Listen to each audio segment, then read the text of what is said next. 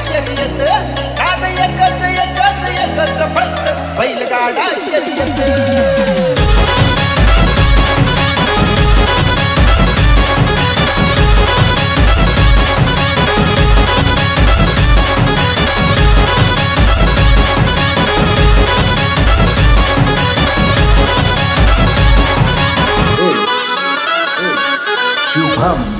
शुभम नका समजू आम्हा खंडर नाद आहे असा खंडर आपल्या मातीच्या मनात रुजून बसला पहिलयो खंडर अरे गिर गिर गिर गिर गिर गिर गिर क्या कांडे हे घाटात येत नाद एकच एकच एकच फक्त बैलगाडा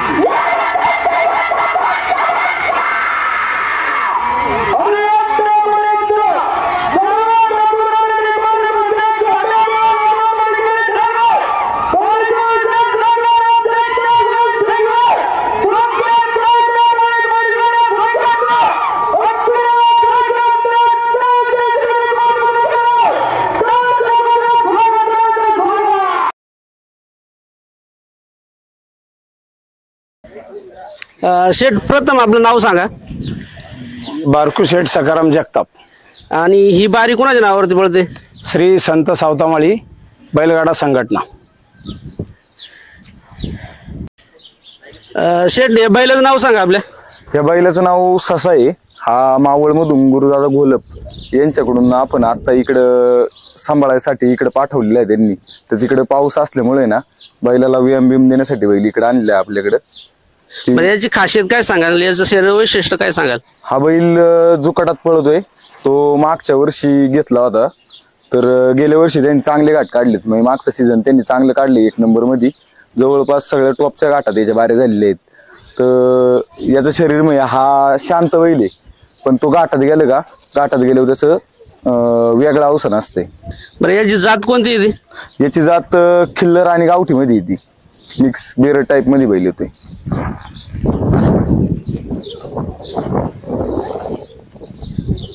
याचं नाव सत्य आहे. हा आमच्या संघटनेचा ऑलराऊंडर बैल आहे. हा 4ही खांदी बैल पळतो. आतापर्यंत यांनी बऱ्याच घाटामध्ये 4ही खांदी चांगलं काम बजावलेलं आहे. तर हा टॉपच्या फाडामध्ये टॉपच्या बाऱ्या पुढे बैल हा पळालेला आहे. आणि माग सुद्धा याचं घाटाचा राजाला भरपूर ठिकाणी बाऱ्या झालेले आहेत. याची जात कोणती येते? याची जात गावठी मध्ये येते.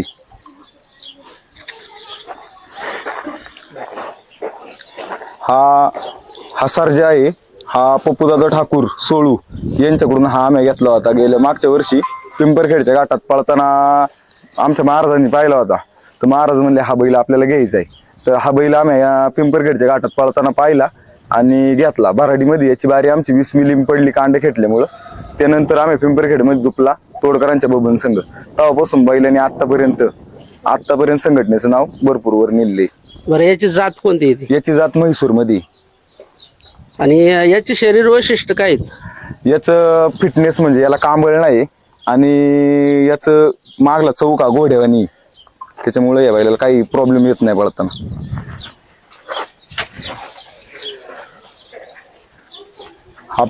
हा पिस्तूल म्हणून बैल आहे. हा सत्यसंघ कांड्यावर 20 फुटावरून पळतोय.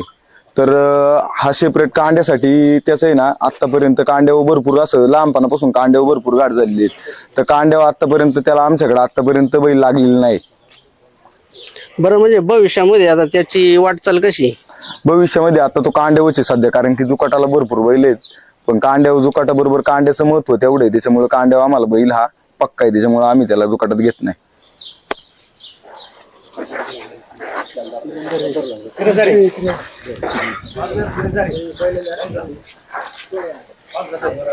बरं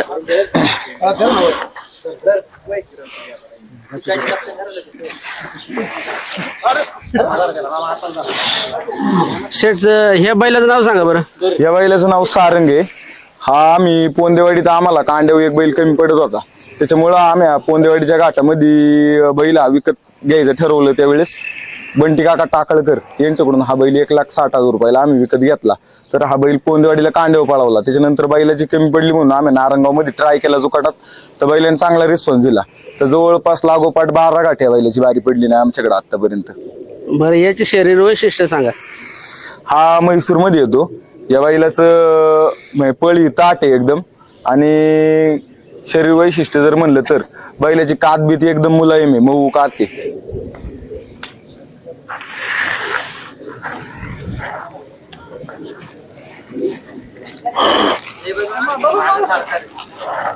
चालेल. आंबा बरं जरा पाठी सर.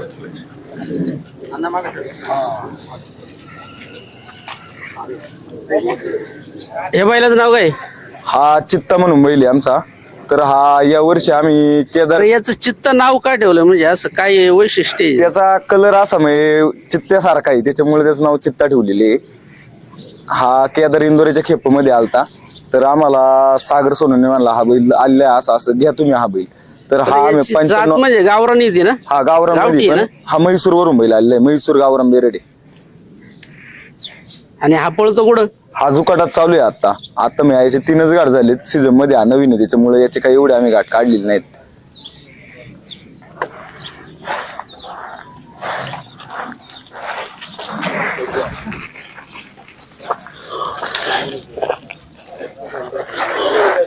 धरूनच नाही द्या.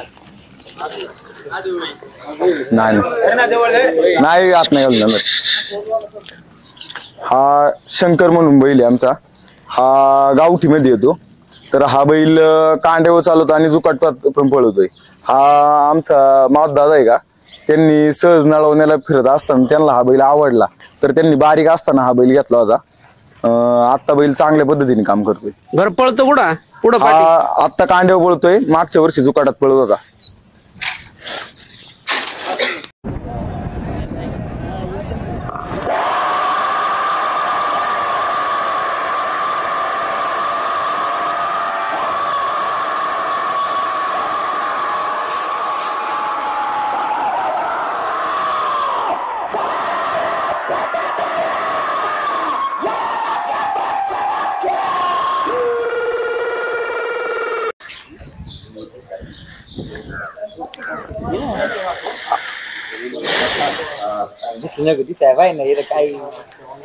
बरं शेठ मला सांगा, बैलगाड्याची जुनी पद्धत आणि नवी पद्धत याच्यात फरक काय? जुनी पद्धत ही प्रेमापोटी व्हायची.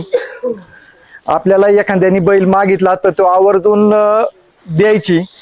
आणि जुनी पद्धत अशी असायची का माणसं एकरूप होऊन गाडा दामटायची. तर आताची पोझिशन अशी आहे का ह्यो त्याच्या वर चढ चालतो, तो त्याच्यावर. आज कोण कोणाला कमी नसतं, कारण आजच्या हिच्यात पैशाला किंमत नाही, मोठ्यापणाला किंमत असती. पण पूर्वी पैसा धरून माणसं धरून हा गाडा पळवला जायचा. पहिला आमच्या गावात असे बरेच गाड्यावाले गेले. श्री सदाशिव बाबूराव पवार यांचा गाडा असायचा, दशरथ माधू जगताप यांचा पण गाडा असायचा, आणि मारुती गोरडे पाटील यांचा पण गाडा. कमीत कमी 50-60 पहिले बैलगाड्या असायचे. यांनी कोणी असं हे केलं नाही का मोठ्यापणा किंवा नावाला आपापल्याली नव्हती. पण आताच्या पोझिशनला बरीच गाड्यावाली आहे गावात, पण सगळी नावाला मोठ्यापणाला आपापलेली आहेत. कारण जो तो ज्याचं त्याचं वर्चस्व गाजवाय बघतो.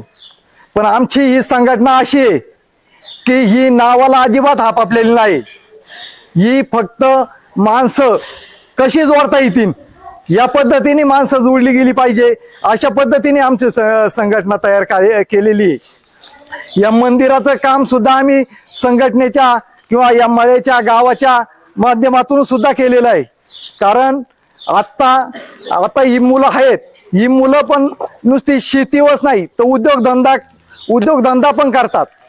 आज किरण वावळ यासारखा एक वायरमन म्हणून शिंगवे गावात काम करतो. आरोही इलेक्ट्रॉनिक हे दुकान आमच्या एका सुनील धर्माजी वावळ यांचे असून पण कमीत कमी 10 मुलं त्यांच्या उद्योगधंद्याला सामूहिक करतात, मदत करतात. आणि बारकुशेठ जगताप हे अथर्वडीरीचे सर्व आहेत. परंतु पूर्ण या टीमचा ज्या मुलाला कुठं काम नसन कुठं काही नसन ते सुद्धा नियोजन करून एखाद्याला कामाला सुद्धा लावण्याचे 2-3 मुलं आम्ही कारखान्यात सुद्धा कामाला लावलेली. कारण मोकळी मुलं इथं कुठंच नाही. फक्त जर गाडा दामटायचा असेल किंवा बैलगाडा न्यायचा असेल तर ही मुलं सर्व एकत्र येतात. सुट्टी नसेल तर सुट्टी सुद्धा ती येत नाहीत, पण सुट्टीच्या दिवशी ती आवर्जून उपस्थित राहतात.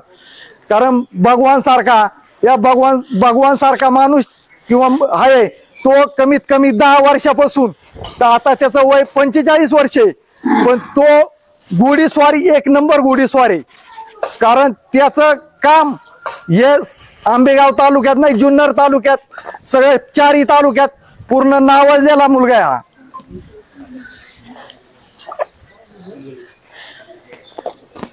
बरं, बंदीच्या काळामध्ये आपल्याकडे कोणती बैल होऊन गेली? बंदीच्या काळात सत्या होता, एक हान्या म्हणून होता. तो बैल बंदीच्या काळात आमच्या संघटनेकच होता, पण तो सस्ते पाटलांना विकला गेला बंदीच्या काळात. तो आता त्यांच्याकडे. परत पिस्तूल होता, अजून सर्जा होता, शंकर होता, उत्तम होता. हे बंदीच्या काळात आमच्याकडे 15 बैल होतीच. बरं, आता मला सांगा की काही लोकांचा असा आक्षेप आहे की पूर्ण तुमचा हा तरुण वर्गच आहे. हा. तर तरुण वर्ग हा गाड्यामुळे वाया गेला, तर याच्याबद्दल काय सांगाल तुम्ही? हा लोकांचा पूर्णपणे गैरसमज आहे. कारण बैलगाडा हा एक जोडधंदा म्हणून पण केला जातो. आज आम्ही प्रत्येक मुलगा हा कामाला आहे. जर्सी गायांचा उद्योगधंदा आहे. प्रत्येक मुलगा 100 लिटर 50 लिटर दूध घालतोय. जर त्याला नुसतं शेती वासन तर शेती सुद्धा करून तो 100 लिटर 50 लिटर दूध सुद्धा घालतो डेअरीला. म्हणजे तो काही रिकामा नाही.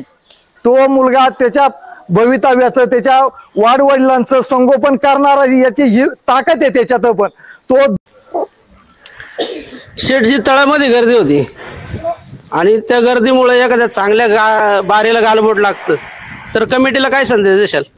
यावर कमिटीला एकच उपाय आहे का आपण जी तळामधली गर्दी तर त्या तळामध्ये विशिष्ट रॅक बनवून फक्त बैलगाडा आणि बैलगाडा मागची जी 40-50 तुमची पोरं असतील तर त्यांचंच गाड्या मालकाला सुद्धा विनंती आहे की गाडा मालकांनी आपली निम्मी पोरं वर पाठवायची आणि जी आपली 40-50 पोरं आहेत तीच बैला मागे ठेवायची, जेणेकरून कुठल्याही प्रकारची बैलाला इजा होणार नाही आणि वर कुठल्याही प्रकारची दुखापत बैलाला होणार नाही याची दक्षता कमिटीने घेतली पाहिजे.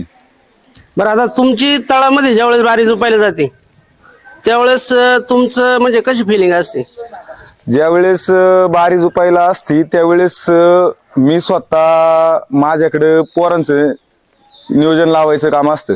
कारण की जेणेकरून प्रत्येक बैलावर जो तो माणूस आमचा ठरलेला असतो आणि सगळ्या पद्धतीने या ठिकाणी जुपणी आमचा शेखरदादा असेल, पुढून किरणदादा असेल एका बैलावर, शेजारच्या बैलावर प्रतीक वावळ असेल व कांड्यावर माझा बंधू प्रसाद वावळ आणि प्रीतम जगताप आणि अभिजित जगताप या ठिकाणी अशी 4-5 पोरं असतात आणि त्यांनी मग बाकीची पोरं हँडल करायची. असं प्रत्येकाचं काम नेमून दिलेलं असते.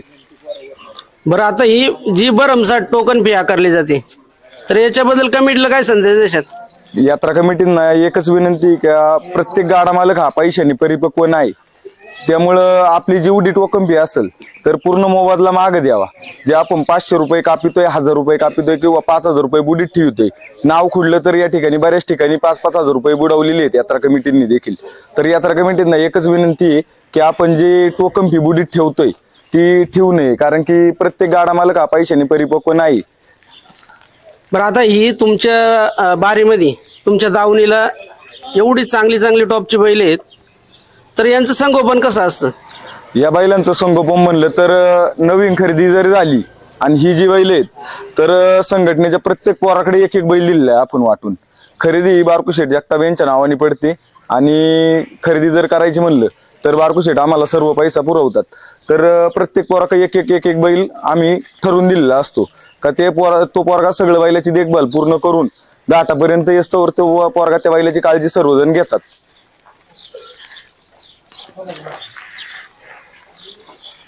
बरं, आता तुमची बारी ज्या वेळेस होती खाली सगळी पोरं खालीच उड्या मारत असतात. जर आता हा बांडा ग्रुप जो आहे, बांडा ग्रुप बद्दल कमिटीला तुम्ही काय संदेश देशाल? बांडा ग्रुपचं काम चांगल्या पद्धतीने काम आहे. या ठिकाणी चरोलीमध्ये आम्ही बैल नेला होता तर बांडा ग्रुपनी आमचा हा बैल एवढा वेडा आहे का तो कोणता घाट असू आळ्यातून खाली होतोय तर बांडा ग्रुपची पोरं कंटिन्यू ह्या बैलाला आणि ह्या बैलाला बैल पाहायला या ठिकाणी वरती जाऊन हात घालतात. कमिटीला एकच विनंती का जे आपण भरमसाठ टोकन फी जी जमा करतोय स्वइच्छेने गाडा मालक जो रक्कम देईल तर त्या रकमेतून आपण प्रत्येक घाटात बांडा ग्रुप सारखे तरुण कार्यकर्ते ठेवले पाहिजे जेणेकरून कुठल्याही प्रकारच्या बैलांना हानी होणार नाही. बरं, आपली जुनी बैल कोणती आणि त्यांचा इतिहास सांगा बरं थोडा. जुन्या बैलांमध्ये कारण की 2018 पासून या शर्यतीचं आमचं संघटनेचं पदार्पण झालं तर 2018 मध्ये आमच्याकडे छोटस वासरू हान्या या नावाने वासरू पळत होतं. तर तेव्हा 11वीला असताना म्हणजे आम्ही लहानच होतो तेव्हा त्या बैलाची विक्रमी विक्री झाली गावातून 8,25,000 रुपयाला आपण ते वासरू दिले. त्यानंतर भरपूर अशी बैल या ठिकाणी मग संघटनेत आली. तर त्याच्यानंतर सत्या आणला, सत्यानंतर पिस्तूल आणला, पिस्तूल नंतर शंकरन ते आणली. तर मग आम्ही नाच चालू केला. तर बंदीमध्ये आम्ही 9ला कुमऱ्याला जात होतो तर तेव्हा आमचं गुरुदादा गोलप व संभाजी शेठ तोडकर इकडे साई बैलगाडा संघटना हिवरे यांचं मैत्रीचे संबंध. पण आता ही पूर्ण टीम आहे तुमची, तुम्हाला नाद कधीपासून लागला या गाड्याचा? नाद मध्ये आम्हाला जसं तीन पिढ्यांचा नाद आहे आमचा. बरं, आपली जुनी बैल सांगा बरं. जुनी बैल अशी तुमचं नाव करून गेली अशी बैल सांगा. जुनी बैल ते आमच्या थायमानन 3 होती. पहिली चित्ता होता, सरजा होता, सरदार जागीर होता. बरं, आपल्या जुगलबंद्या आता सध्या पुन्हा बरोबर झालेले आहेत?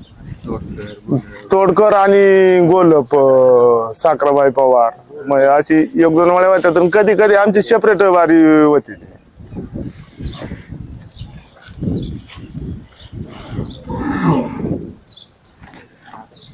तुमचे ज्यावेळेस म्हणजे बैलगाठात न्यायचे असतात त्यावेळेस तुमचं नियोजन कसं असतं? सकाळी आम्ही आमचं ग्रामदैवत आहे भैरवनाथाला, तिथं आम्ही सकाळी पहिली पोरं जाऊन तळी भरतात. आमच्या तिथं भैरवनाथाला गेले का कुठं गाडा जायचा असेल तर पहिले भैरवनाथाला जाऊन तळी भरणार आम्ही तिथे. आणि सावतामाळ्याच्या इथं मंदिराचं दर्शन घेऊन आम्ही बैलगाडा घेऊन जातो. बरं, घाटात गेल्यावरती तुमचं नियोजन कसं असतं? नियोजन आता ही पोरच करतात बारकू चेटल, आम्ही काय आता तेवढं थोड्या पोत जातो नंतर म्हणा. पण ही पोरांकच नियोजन करतात. हे शंकर झालं, अशोक झालं, रामदास वावळ, आंता वावळ, किरण वावळ, माधू वावळे, साकोऱ्यातून आपला निवृत्ती दादाचा पोरगा तो सोनू. मी हिरामन पोपट गोरडे, शेंगवेगावचे उपसरपंच व प्रसिद्ध बैलगाडा मालक.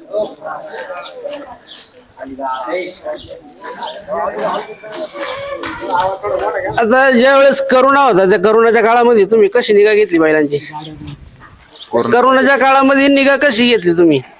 कोरोनाच्या काळात जर संगोपन जर केलं असेल तर मुलाबाळांच्या एवढा जीव नाही लावला एवढा आम्ही या बैलांना जीव लावलेला आहे. आणि बंदीच्या काळात सुद्धा गाडा मालक पहाटे 4 ते 5 वाजता बैल भरून त्या ठिकाणी साधारणतः सकाळी फक्त 10 वाजेपर्यंत शर्यती पार पाडायच्या. मग मावळ तालुका असेल, इकडे खालती नगर तालुका असेल, यात्रा पण लांब व्हायच्या. आणि त्या टायमाला आम्ही सगळी संघटना घेऊन सगळी पोरं घेऊन आम्ही त्या यात्रेसाठी पहाटे 4-5 वाजता सर्व तरुण एकत्र करून आम्ही यात्रेसाठी उपस्थित राहायचो. व त्या ठिकाणी सुद्धा बारी आमची 1 नंबर मध्येच व्हायची आणि सगळ्यांना आनंद व्हायचा. बरं, आता माणूस त्याच्या कर्तृत्वाने ओळखला जातो. आज तुमच्या बारीमुळं तुमच्या बैलांनी तुमचं नाव मोठं केलंय, काय सांगाल? खरं तर पाहिलं तर मग संत सावता महाराज बैलगाडा संघटना असेल, बारकू शेठ जगताप बैलगाडा संघटना असेल, आमचा गोरडे पाटील बैलगाडा संघटना असेल. खरं तर पाहिलं सांगायचं तर हा सर्जा बैल, या सर्जा बैलांनी अनेक पुणे नगर जिल्ह्यातले अनेक बैलगाडा मालकांची मनं जिंकलेली आहेत. आणि तसं जर पाहिलं तर मग संकेत ओवाळ असेल, किरणदादा असतील, यांनी खरंच अतिशय चांगल्या पद्धतीने नियोजन करून या सर्जा बैलाला चांगल्या बैलांची मागणी होत असताना यांनी कोणता बैल कसा आहे आणि कोणत्या बैलासंग आपल्याला सर्जा बैल धरायचा आहे याचं सर्व नियोजन करून आणि प्रत्येक घाटामध्ये जाईन तिथे 1 नंबरची बारी आणि 1 नंबरची फायनल या सर्जा बैलांनी मिळवलेली आहे. प्रशेट सावतमाळी बैलगाडा संघटना असंच नाव रूपाला येऊ आणि तुमचं खूप मोठं नाव हो, ही माझ्याकडनं शेतकरी ब्रँड पुणे ह्या युट्यूब चॅनलकडनं आपल्याला शुभेच्छा. धन्यवाद शेठ. तुम्ही या ठिकाणी आमची मुलाखत घेण्यासाठी उपस्थित झालात. आम्ही संत सावतमाळी बैलगाडा संघटनेच्या वतीनं समस्त ग्रामस्थ शिंगेच्या वतीनं आपलं पण मनापासून मनपूर्वक आभार मानतो. अभिनंदन.